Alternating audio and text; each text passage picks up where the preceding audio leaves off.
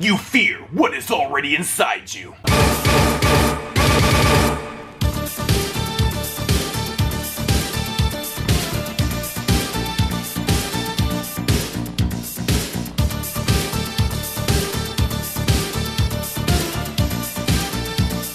Yo, what's up everybody? Welcome back to another random horror review. I'm your host Mood616, and thank you once again for stopping in, guys. Yeah, episode 51 is upon us, and I've got another one here for midnight releasing, and this is another film I had no idea about. I hadn't heard anything about it, and I didn't even know what it was about. At first, when I saw the title, I kind of thought it was like a ghostly, because I had not read the synopsis on it or whatever, but this is a film that officially came out in 2014, being released here in 2016 on home media, and it is called Where the Devil Dwells.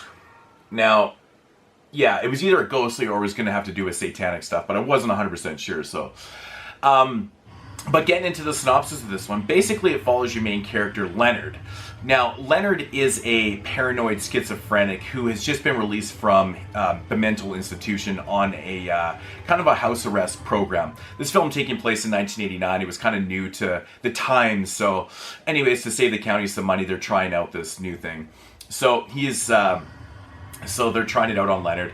But the thing is, he just moved into, they put him into this house where his uncle has just passed away. Instead of the county taking over his uncle's house, they gave it to Leonard because he was the last surviving member of the entire family, so it worked out pretty well. But upon arriving into this house, he starts having like all these really strange visions of like satanic cults and things like that. He starts seeing like, you know, all these symbols and graffitis, and you know, he starts seeing like dead animals and just all the things that are kind of associated with satanic cults. And to make things worse, he starts having visions of his father. Now, his father was a very famous serial killer named the Butcher. Now, he was really famous for killing like hundreds of people and things like that.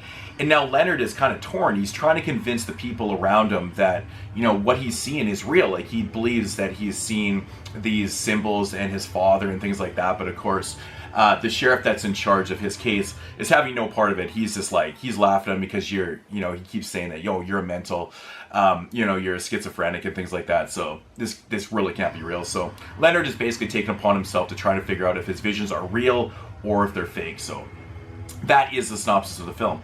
Now, my thoughts on this one. Yeah, big ups to the director of this film, Mark A. Sampson, for keeping the running time on this film down to a minimal. Now, this one only runs about 80 minutes, and in my opinion, that is the right thing to do with these type of contained horror films. It's an isolated, contained horror film about a character in a house. Now, you can't have a long running time, or you better have a lot of interesting kind of, story development and things. I think he does a really good job with the pacing in this film, which is surprising.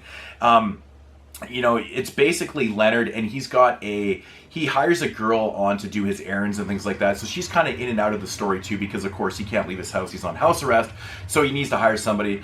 Of course, you have the interaction with the sheriff too. So there's not a lot of characters in this film. So you need a lot of things inside this house to kind of keep the story moving and kind of keep the flow of things going. And I think he does a pretty good job. Even though a lot of things that are happening in the film might be a little monotonous, he'll see a vision and he'll kind of go back to, okay, no, that's not real. And then he'll have another vision and things just kind of keep developing like that. But at the same time, I think they work. I think they really do work for the story. And, it's just, at times I think when people start seeing the kind of monotony of this type of story, you might go, oh, it's a little predictable. But I will tell you, this is a psychological horror film. So basically, when you have a paranoid schizophrenic, it can either go one way. His visions are real or they're fake. So you can say all you want, oh, it's going to be predictable, because it has to go one way or the other. And I think the director did a really good job of developing the characters in this film. Speaking of the characters, the acting is really fantastic. I think that Walter Pena, who plays Leonard in this, the main character, does a really good job. Honestly, he does a pretty decent job. He's very believable. I think the sheriff does an awesome job. He's very sadistic. He's very mean. He's just downright. He really does not like Leonard. He's just doing his job. He's hard.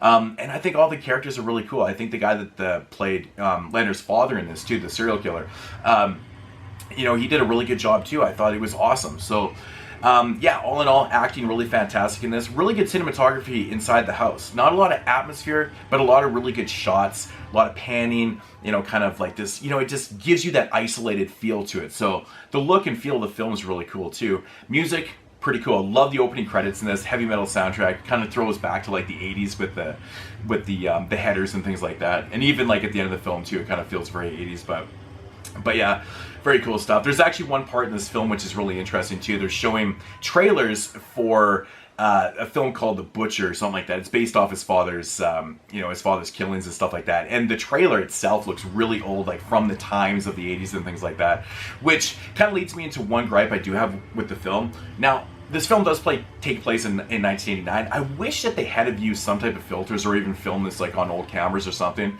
because I think it would have added a lot of atmosphere and a lot of, you know, just kind of, you know, just an honest look for the times. You know, I think it would have just added that element to the film and would have just felt a lot more authentic.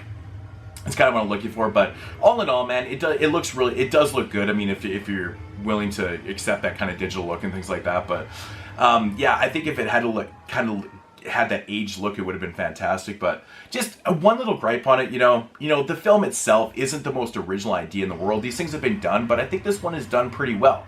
You know, with that, the effects, practical. You know, that's another really huge bonus for the film. Practical effects, can't beat that. There's not really a lot of blood and gore in this one, but when the effects do happen, they are good.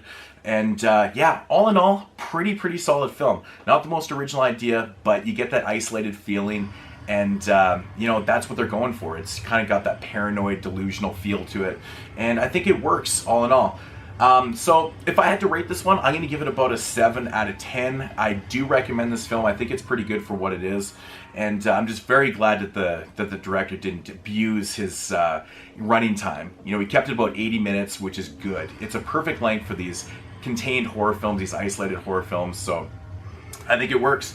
Where the Devil Dwells, yes. And I really did enjoy the ending. I will say the ending was fantastic. I thought it was fun. So, yeah, another good plus. So, give that one a shot right there for Midnight Releasing.